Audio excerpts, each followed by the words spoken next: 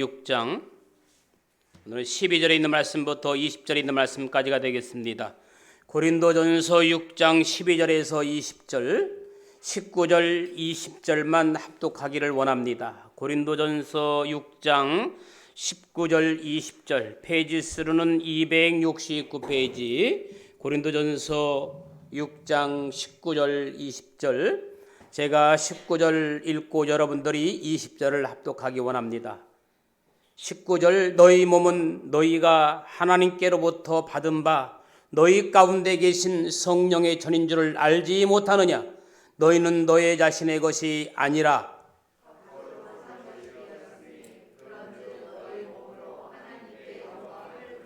아멘. 다시 한번 읽겠습니다. 시작. 값으로 산 것이 되었으니 그런즉 너희의 몸으로 하나님께 영광을 돌리라. 아멘. 할렐루야. 오늘 또 참 좋은 날입니다. 성스러운 주일 아침, 오늘 또 길을 쓰고 주님 만나기 위해서, 또 성도들이 그립고 또 말씀 듣기 위해서 주님 앞에 나온 여러분들에게 주님의 크신 은혜와 은총과 축복이 함께하기를 소망합니다. 우리 옆 사람과 뒤에 분과 인사하십시다. 반갑습니다. 잘 오셨습니다. 우리 저쪽 동네는 휑하니 그쪽 동네만 비어 있네요.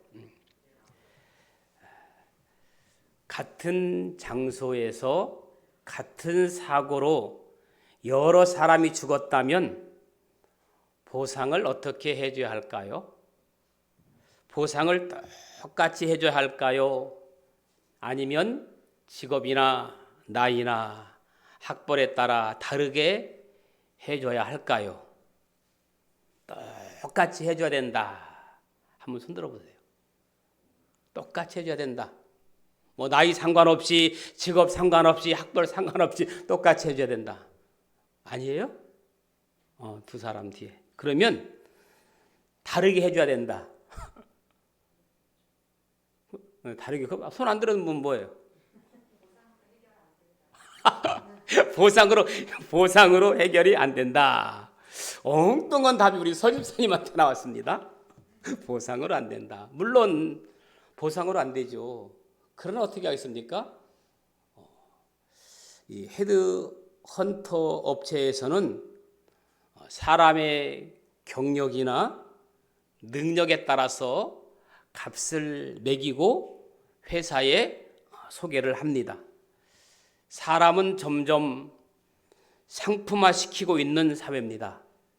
같은 회사에 다녀도 입사가 똑같아도 사람마다 다 연봉이 다르고 대우가 다릅니다.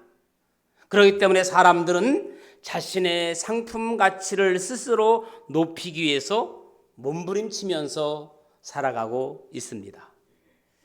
여러분, 이 물건의 가치는 무엇으로 만들었느냐가 가치를 결정하는 중요한 요소입니다. 똑같은 그릇이라도 보석으로 만들면 값이 비싸지만 질그릇은 쌉니다. 결국 물건의 가치는 누가 만들었느냐, 그리고 무엇으로 만들었느냐에 따라서 결정이 됩니다. 똑같은 그림이라도 누가 그려졌느냐에 따라서 그 그림의 가치는 다릅니다. 제가 한번 그림을 여러분들에게 보여드리려고 해요. 제가 언제 이 그림을 여러분들에게 한번 보여드린 기억도 나기도 하는데 한번 그림 한번 띄워보세요. 이 그림 제가 혹시 여러분 기억나십니까? 제 머릿속에는 뭐 기억이고 마고 그림이 안 뜨네요. 저 그림 여러분 본 적 납니까? 처음이에요? 저 그림이 뭐 같아요? 박용희 집사님, 저 그림 뭐 같아요? 코뿔소 같아요? 장로님, 저 그림 뭐 같아요? 소? 자전거 안장 같아요? 맞아요. 자전거 안장을 이용해서 그린 황소예요. 저 그림은 사실은 자전거 안장은 아니고 황소 머리거든요. 자, 스페인의 됐어요. 이제 유명한 작가 피카소의 황소 머리라는 작품입니다.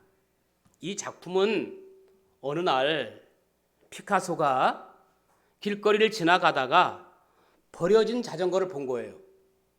그는 버려진 자전거에서 핸들과 안장을 떼다가 이 작품을 만들었다고 합니다. 버려진 자전거의 핸들과 안장을 떼서 이 그림을 만들었다고 합니다.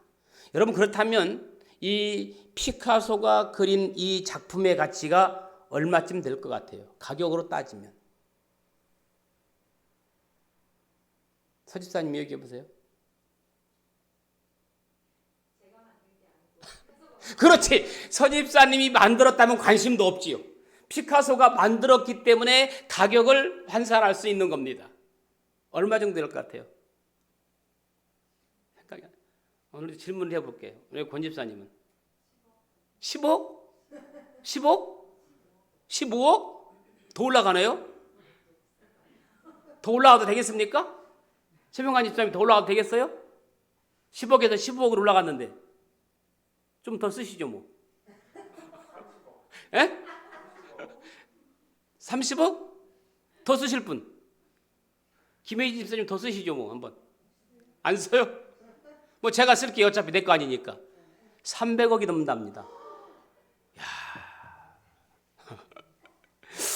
여러분, 버려진 쓸모없는 자전거 핸들 안장도 누구의 손에 들려지니까, 그렇죠, 피카소에 들려지면 작품이 됩니다.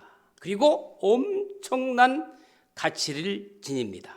자, 같은 물이라도 뱀이 마시면 그 물은 독이 되지만 젖소가 마시면 우유가 됩니다.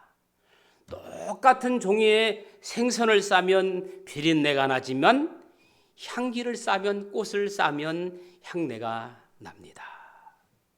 그래요. 물건의 가치는 무엇을 위해 쓰이냐에 따라서 효용 가치도 달라집니다. 아무리 여러분 금으로 만든 그릇이라도 그 그릇을 강아지 밥 주는 데 쓰면 개밥 그릇입니다. 그런데 싸구려 질그릇이라도 임금님 밥상에 올라가면 귀한 그릇이 되는 겁니다. 자, 오늘 우리 인생의 진정한 가치는 무엇일까? 어떻게 사는 것이 정말 의미 있는 삶일까? 똑같이 사람에게 24시간이 주어지는데 어떤 사람은 그 24시간을 가치 있게 아름답게 유용하게 사는데 어떤 사람은 버려진 쓸모없는 신발처럼 아무렇게나 시간을 활용하는 사람도 있습니다. 가치, 우리에게는 어떤 가치가 있느냐? 첫 번째, 창조의 가치가 있습니다. 아멘? 무슨 가치? 창조의 가치. 하나님은 인간을 창조하실 때 아무렇게나 만들지 않았습니다.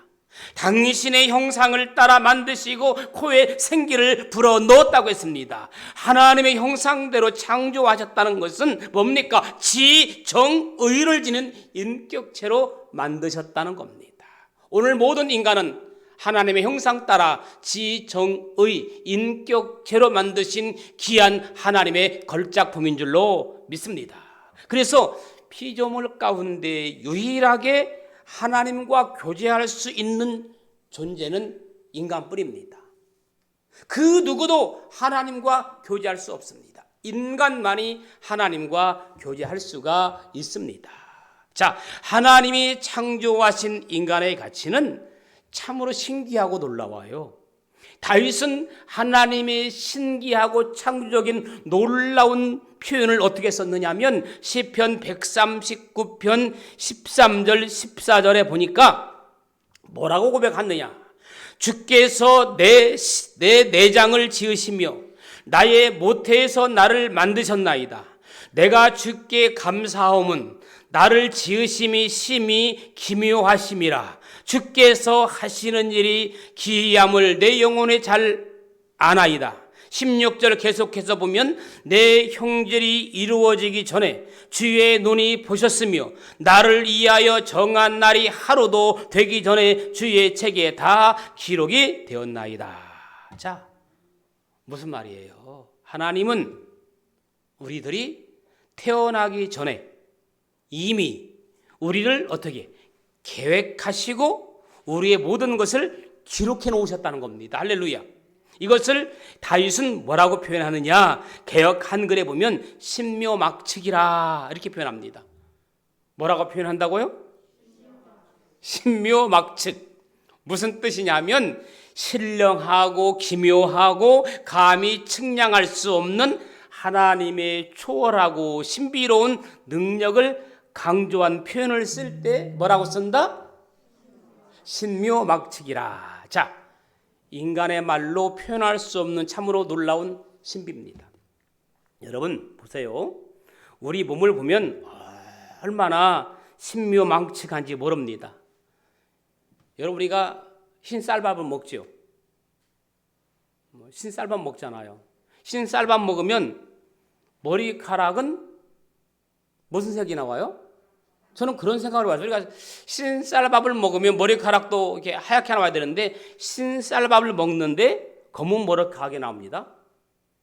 여러분 평생 자라는 이 머리카락을 자르지 않으면 얼마 정도 될 것 같아요? 어느 책에 보니까 평생 자라는 머리카락의 길이를 모두 합하면 563kg가 된다고 나왔더라고요. 좀 놀랍죠? 여러분 이 563kg면 거리로 얼마쯤 되는지 아십니까? 내 머리를 평생 자르지 않고 그냥 내버려 계속 평생 기르면 거리가 어느 정도 되십니까? 여기서 부산까지 거리가 얼마예요? 네? 여기서 부산까지 거리가 383.5km래요. 그럼 내 머리를 평생 자르지 않으면 563km니까 내 머리카락이 여기서 부산까지보다 더 긴다는 얘기입니다. 이야. 여러분 이런 걸 생각하면 정말 신비스럽지 않습니까? 저만 신비스러운가? 좀 감이 오시죠? 자, 평생 이 자라는 손톱의 길이를 여러분 손톱을 자르잖아요. 손톱을 이렇게 손톱 깎잖아요. 보통 며칠에 손톱을 한번 깎습니까? 2주 만에 깎아요? 사람마다 다 다르죠. 제가 오늘 아침에 손톱이 길어 깎았거든요. 가만히 보니까 한 20일 정도, 한 30일, 한 달 정도 된 것 같더라고요.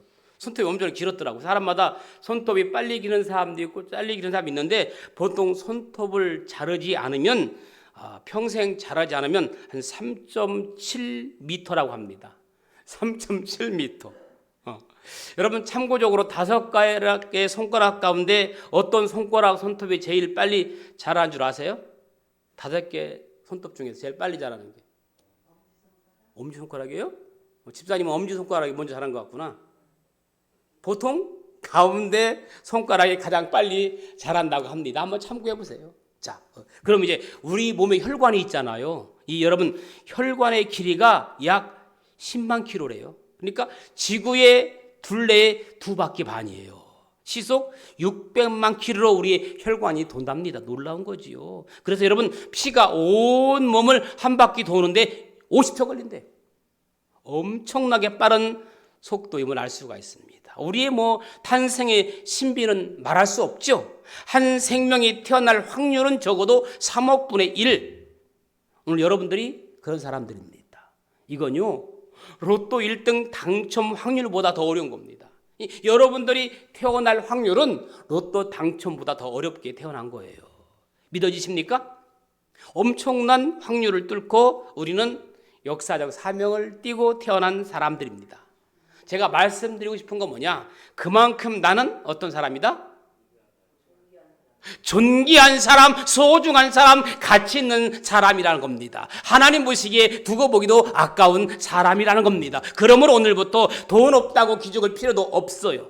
아프다고 심란할 필요도 없고 그냥 감사하면서 살아야 할 줄로 믿습니다.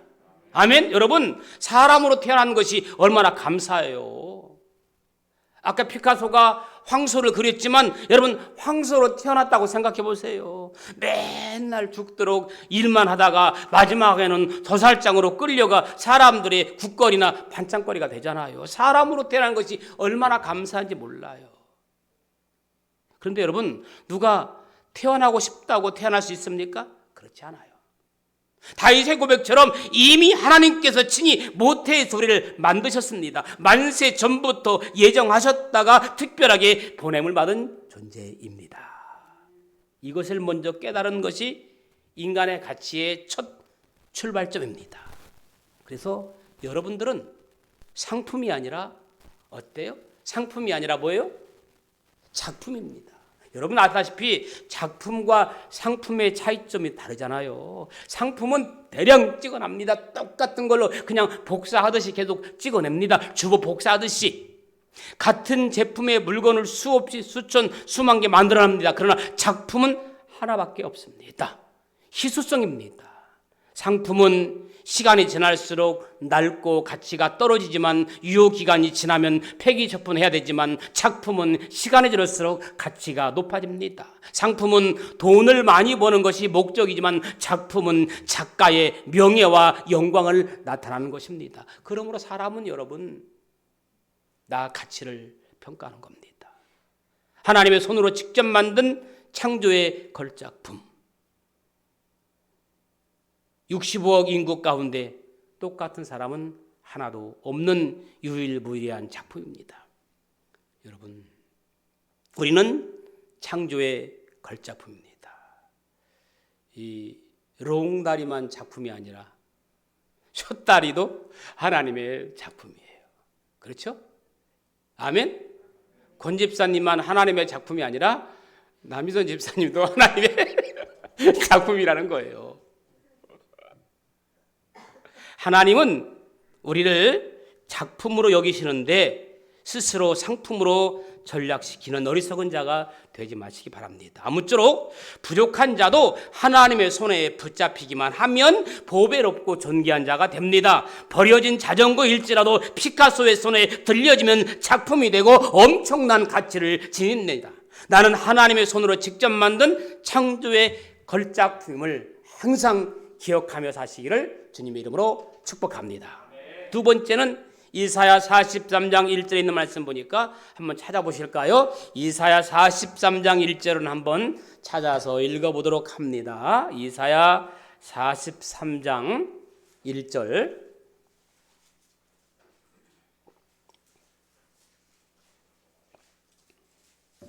이사야 43장 1절 한번 읽습니다. 시작.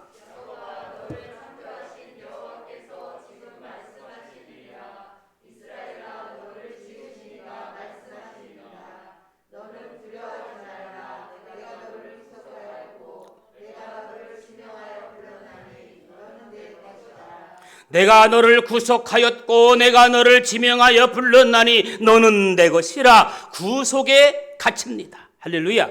하나님의 창조의 작품으로 지음받은 인간이 하나님의 말씀에 불순종함으로 타락합니다. 그 결과 하나님의 형상이 깨져버리고 맙니다. 자, 하나님과 사랑의 교제를 나누며 행복하게 살아야 할 인간이 오히려 하나님을 대적하고 하나님의 가슴에 못을 박는 어리석음을 범합니다. 계속해서 인간이 집을 나간 탕자처럼 세상으로 달려가 썩어질 것을 위해 인생을 허비합니다. 점점 더 하나님의 품을 떠나서 마치 고장난 브레이크 자동차처럼 멸망의 길로 인간은 달려갑니다. 자, 이런 위급한 상황에서 하나님이 내린 비상 처방이 뭡니까? 바로 독생자 예수님을 이 땅에 보내신 거예요. 사랑하는 아들을 십자가에 매달려 죽게 만드신 겁니다. 자, 여러분 여기서 우리는 질문을 하나 할 수 있어요. 왜 하필이면 가장 끔찍한 저주의 흉터리에서 피를 흘리고 돌아가셔야만 했는가? 여러분, 죄는 무생물이나 생물과는 아무 상관이 없습니다. 죄는 사람만의 관계입니다. 동물은 죄와 상관이 없습니다. 동물은 죄값을 받을 이유도 없습니다. 자, 보세요. 강아지가 길 가는 사람을 물어서 상처를 냈어요. 그러면 강아지가 죄가 있어요, 없어요? 예? 있어요? 죄가 있구나. 그래, 좋아, 있다고 칩시다, 장로님. 그러면 그 죄값을 강아지가 받아요, 안 받아요? 누가 받아요? 주인이 받아요. 네, 강아지를 기르는 주인이 벌을 받습니다. 강아지를 키우는 사람이 관리를 잘못했기 때문에 받는 겁니다. 인류의 대표적인 아담과 하와가 범죄함으로 모든 피조물이 타락합니다. 인류의 번성과 함께 죄는 더 번성하게 됩니다. 죄는 인격에 붙어서 확장되기 때문입니다. 따라서 하나님은 인격을 지닌 예수님을 이 땅에 보내신 겁니다. 우리의 죄를 대신하기 위해서. 강아지가 죄를 지으면 죄는 지었지만 사람 그 주인이 죄를 대신 받는 것처럼 우리의 죄를 예수님께서 대신 지시께서 하나님께서 예수 그리스도를 이 땅에 보내게 하시고 피 흘리게 하신 거라 그 말입니다. 물론 강아지를 조금 비유들어서 조금 죄송스럽긴 하지만 이해하기 쉽게 제가 그렇게 말씀을 드렸습니다. 주님은 아무런 죄가 없지만 우리의 머리로 지은 죄를 용서하시려고 가시면류관을 쓰십니다. 우리의 손과 발로 지은 죄를 용서하시려고 손과 발에 못을 박히셨습니다. 우리의 몸으로 은밀하게 지은 죄를 용서하시려고 옆구리에 창을 받으셨습니다. 그렇다고 우리는 강아지고 우리의 주인은 예수님이란 말도 아닙니다. 이것을 사도 바울은 오늘 본문 19절 20절에서 이렇게 기록합니다. 너희의 몸은 너희가 하나님께로부터 받은 바 너희 가운데 계신 성령의 전절을 알지 못하느냐. 너희는 너희 자신의 것이 아니라 값으로 산 것이 되었으니 그런즉 너희의 몸을 하나님께 어떻게 영광을 돌리라. 우리는 눈을 뜨면 어떻게 하면 내 몸으로 하나님께 영광을 돌릴까? 어떻게 하는 것이 하나님이 기쁘시게 하는 것일까? 어떻게 하는 것이 선하신 뜻을 이루는 것일까? 그것을 눈을 뜨면 생각해야 돼. 눈만 뜨면. 할렐루야. 그냥 눈만 뜨면 어떻게 해서 돈을 벌을까? 눈만 뜨면 어떻게 해서 돈을 벌을까? 그런 생각하지 말고 눈만 뜨면 어떻게 하면 하나님을 기쁘시게 할까? 그것만 생각할 수 있기를 예수님의 이름으로 축원합니다. 할렐루야. 여러분 그런 마음 있으십니까? 아멘. 다른 분들은요. 눈을 뜨면 하나님 어떻게 내가 하나님을 기쁘시게 할까? 그런 좀 생각 좀 해봤으면 좋겠어요. 아멘. 예수 그리스도를 영접한 우리의 몸은 더 이상 내 몸이 아닙니다. 주님의 핏값을 주고 주신 하나님의 영이 내주하는 성전입니다. 그러므로 우리는 예수 그리스도의 몸에 붙어있는 지체예요. 한 지체. 그렇다면 마땅히 우리 몸을 거룩하고 구별되게 관리해야 됩니다. 그래서 건강한 삶을 사는 것도 하나님의 축복이고 건강한 삶을 사는 것도 하나님께 영광을 돌리는 삶인 줄로 믿습니다. 그러므로 여러분 남은 여생 건강한 삶을 몸을 잘 관리해서 하나님께 영광을 돌리며 사는 여러분들 되기를 예수님의 이름으로 간절히 축원합니다. 여러분 우리는 구원받을 만한 어떤 공로나 가치 있는 존재가 아닙니다. 전적으로 하나님의 은혜요 선물입니다. 아멘. 너희가 그 은혜로 인하여 믿음으로 말미암아 구원을 얻었나니 이것이 너에게서 난 것이 아니라 하나님의 선물이라고 했습니다. 선물은 뭡니까? 값 없이 받은 것이 선물입니다. 대가가 있으면 뇌물이 되겠죠. 하나님이 나를 구속하셔서 예수 그리스도를 이 땅에 보내주신 것은 값 없이 주신 선물이라고 했습니다. 이 놀라운 구속의 가치를 기억하고 사는 것이 지혜요 은혜요 능력인 줄로 믿습니다. 마지막 세 번째는 따라합시다. 사명의 가치. 사명은 중요합니다. 하나님의 은혜로 신적 교환이 이루어진 우리는 어떤 삶을 사느냐에 따라서 가치가 달라집니다. 그릇이 무엇을 위해 쓰느냐에 따라서 가치가 달라지듯이 주님의 핏값을 주고 성전 삼아주신 우리 몸도 어떻게 쓰임받느냐에 따라서 우리의 가치가 달라지고 기준이 달라지는 겁니다. 오늘 본문 20절에 값으로 산 것이 되었으니 핏값을 주고 산 것이 되었으니 그런즉 너희의 몸으로 하나님께 어떻게 영광을 돌리라. 여러분 구속의 은혜를 입었으면 우리의 몸으로 하나님께 영광 돌리는 것이 바로 부르심의 목적입니다. 하나님을 기쁘시게 하는 비결입니다. 하나님의 성전된 자로서 부르심의 목적에 따라 사는 것을 우리의 사명인 거예요. 결국 인생의 가치는 얼마만큼 소유했느냐가 아니라 무엇을 위해 사느냐에 달려 있습니다. 우리가 가끔 그런 말을 하지요. 어떻게 돈을 버느냐가 아니라 어떻게 가치 있게 쓰느냐가 더 중요하다는 말도 있잖아요. 진정 가치 있는 인생을 살기 위해서는 하나님이 주신 비전을 붙잡아야 됩니다. 잠언 29장 18절에 보니까 묵시가 없으면 백성이 방자히 행하거니와 율법을 지키는 자니 복이 있느니라. 할렐루야. 율법을 지키는 자가 복이 있다겠습니다. 율법이 뭡니까? 하나님의 말씀을 지키고 행하는 자가 복이 있다는 말입니다. 그래요. 비전이 없는 인생은, 꿈이 없는 인생은 마치 고삐 뿔린 망아지처럼 천방지축 인생을 삽니다. 좌충우돌 인생을 삽니다. 그러나 하나님의 말씀을 삶의 목표로 삼고자 하는 자는 복이 있습니다. 여러분, 하나님께서 우리에게 주신 비전이 뭡니까? 예수님께서 주신 지상명령이 뭡니까? 잘 아시잖아요. 바로 예수님의 위대한 명령, 가서 제자 삼으라. 땅끝까지 이르내 정의 되리라. 즉 복음을 통한 열방을 회복시키는 것이 아버지의 비전이요 우리의 비전입니다. 그런 의미에서 볼 때 우리의 큰 사명 중에 하나는 뭡니까? 가서 제자 삼는 겁니다. 믿다가 낙심된 자, 믿지 않는 자 가서 어떻게 주님 품으로 인도할까? 그것이 우리의 사명이고 그것이 우리의 고민이 되어야 됩니다. 여러분, 위대한 명령에 대한 위대한 헌신은 위대한 사람, 위대한 교회를 만드는 겁니다. 바울의 인생을 볼까요? 자신의 뜻을 따라 살던 사울이 예수 만난 후에 바울로 변합니다. 자신의 모든 것을 포기하고 예수님을 가장 고귀한 분으로 여깁니다. 그는 복음을 위해 부름받은 사도로서 자신의 사명을 재발견합니다.